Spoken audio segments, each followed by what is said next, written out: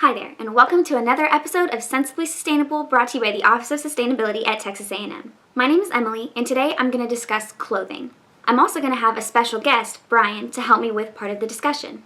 Have you ever thought about where your clothes come from, or the process that it takes to make them? Believe it or not, clothes have a huge impact on the environment and the laborers that make them. Since the beginning of industrialization, the global economy has been growing. This basically means that countries are becoming more interconnected, especially through production and trade. This is a big deal for the clothing industry because US manufacturers are moving their factories farther and farther away. This is so that they can find cheaper labor in other countries like China, India, and the Philippines. So what's wrong with that? It just means cheaper clothes for us, right? Wrong. So I'm going to break down the global issue of clothing with you, starting with unfair labor practices.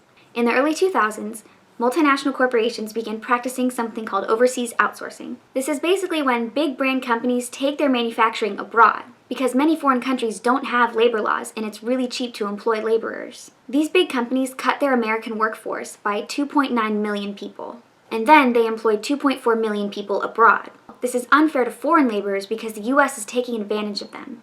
In many foreign countries, and particularly China, there is no minimum wage and no benefits for workers. In addition, women are not allowed maternity leave, otherwise they'll be fired. Many factories even employ children under the age of 16. Often workers are not allowed breaks, not even to go to the bathroom. At the end of the day, the issue is that big companies are simply trying to maximize profits, and this is causing US workers to lose their jobs, and foreign laborers are being treated unfairly. There is nothing socially sustainable about this. Every human on this earth should have an equal opportunity to work. They should receive a livable wage and have fair treatment in the workplace. In addition to these social issues involved in the clothing industry, there are also some environmental issues. Now Brian is going to talk a little bit about that.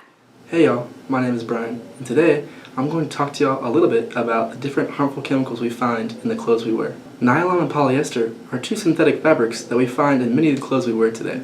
These fibers are made from petrochemicals, which means they're not biodegradable. This means that when you throw your clothes into the trash after a small tear, they will not degrade into the ground. In fact, the EPA reported that we threw over 13 million tons of textiles just last year. Cotton is one of the most pesticide-intensive crops in the world. Pesticides can leach into the groundwater or be carried off into rivers, harming aquatic life and putting our drinking water at risk. Pesticides also remain in the garments throughout production and are released into the environment for years to come. Cotton is also very water-intensive and takes over 700 gallons of water just to make a single t-shirt. And speaking of water, the dyes used to change the color of clothing are also released into rivers. Some common chemicals used in dyes are dioxin, metals such as chromium and copper, as well as formaldehyde. All of these are known carcinogens, meaning they cause cancer. All in all, the dyes are harmful to human factory workers and to aquatic life. So next time you need clothes, be conscious of where they come from and how they are produced. Thank you, Brian. So, with all these facts, it may seem a bit hopeless. After all, you're just one person, right?